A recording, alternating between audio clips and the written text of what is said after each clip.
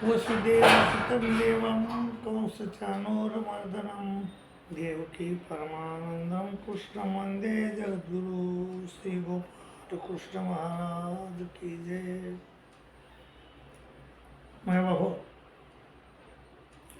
श्रीकृष्ण महाराजानं अर्जुनाला गीतेमध्ये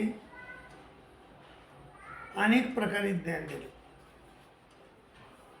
दुसऱ्या अध्यायामध्ये श्रीकृष्ण महाराजांनी त्याला स्थित प्रज्ञेचे लक्षणं सांगितले. ते म्हणले, प्रजाहती यदा कामान सर्वान पार्थ बनवतात आत्मने वात्मना तुष्ट. स्थित प्रज्ञेचे दोषी जो माणूस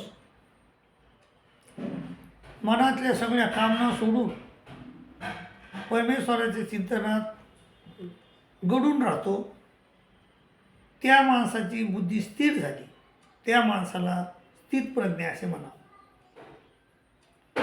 तिसऱ्या अध्यायामध्ये आपल्याला उपदेश देताना श्रीकृष्ण महाराज म्हणतात, अर्जुनाने विचारलं की अथकेन प्रयुक्तो पापम चरती पुरुषा अनिच्छन्नपी वाटणे बलादिओ देवजित. म्हणजे माणूस पापे का करतो? श्रीकृष्ण महाराज म्हणजे अर्जुना कामयेश क्रोधेश रजोगुण समुद्भव महाशनो महापापमा विद्येनं मेवैरिना. हे काम आणि क्रोध हे रजोगुणापासून उत्पन्न होतात आणि ते महाशनो आहेत, खादाळ आहेत, महापापी आहेत आणि आपल्या बुद्धीला झाकून ठेवतात. त्यामुळं एवं बुद्धे परमबुद्ध्वा संस्थाभ्यात्मात्मना जयी शत्रू महाबाहू कामरूपम दुरस्त. त्या कामरूपी शत्रूला ठार मारण्याचा सल्ला आपल्याला श्रीकृष्ण महाराजांनं तिसऱ्या अध्यायात दिला.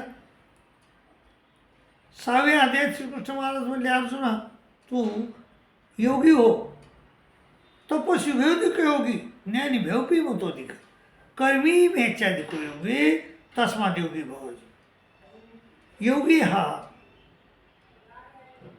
ज्ञानीपेक्षा श्रेष्ठ असतो.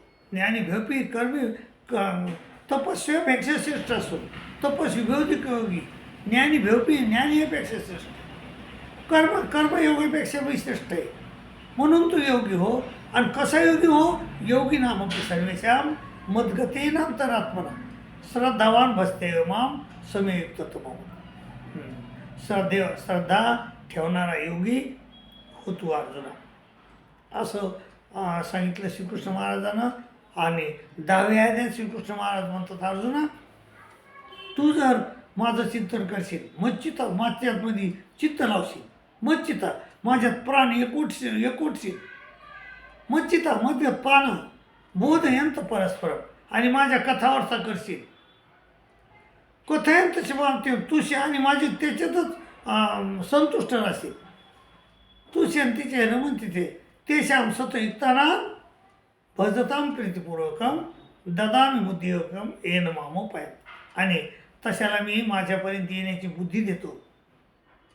आणि इतकंच म्हणून सांगले नाही, श्रीकृष्ण महाराज थांबले नाही. ते म्हणले, अर्जुना ददामी बुद्धियोगंतम येन मामोपाय तिथे तेशा मेवन कंपार्थ मम ज्ञान जमतम नाशय म्यातो भासतो ज्ञानदीपेन भासवता. त्याच्या हृदयात मी ज्ञानाची ज्योत पेटितो, असं श्रीकृष्ण महाराज म्हणले. मग अर्जुन म्हणला, देवा ठीक आहे, तुम्ही म्हणाले तुम्ही तुमचं चिंतन करतो, तुमच्यामध्ये घडून राहतो, परंतु मला हे सांगा की मी तुमचं चिंतन कसं करू? मला अशा तुमच्या विभूत्या सांगा, अशा काही गोष्टी सांगा की ज्याचं मी आठवण करून तुमचं चिंतन करू. ते म्हणले, अर्जुनाला केसूच्या भाविसू चिंतोशी भगवान आहे, कोण्या भावानं मी तुमचं चिंतन करू? श्रीकृष्ण महाराज म्हणले, अर्जुना हंत ते कस्तईश्यामी दिव्या ह्यात्म विभूतया प्राधान्यता पुरुषश्रेष्ठ नाश्यंतो विस्तरस्य मे. अर्जुना माझ्या विभूतीला अंत नाही, नामतोच मग. आणि तू काय कर, मी तुला माझ्या काही विशिष्ट विभूत्या सांगतो, तर त्या तू आठवण करून माझं चिंतन कर. तर मग ते श्रीकृष्ण महाराज त्याला सांगितले, की अर्जुना मी वेदानाम सामवेदोस्मी. 4 वेद आहेत, त्यामधलं मी सामवेद आहे. वेदानाम सामवेदोस्मी देवानामस्मी वास्तव. आणि देवतेमध्ये मी इंद्र आहे. इंद्रियानामनचस्मी, इंद्रियामध्ये मन आहे मी. आणि भूतानामत मी चेतना, आणि सर्व भूतामध्ये मी चेतना आहे.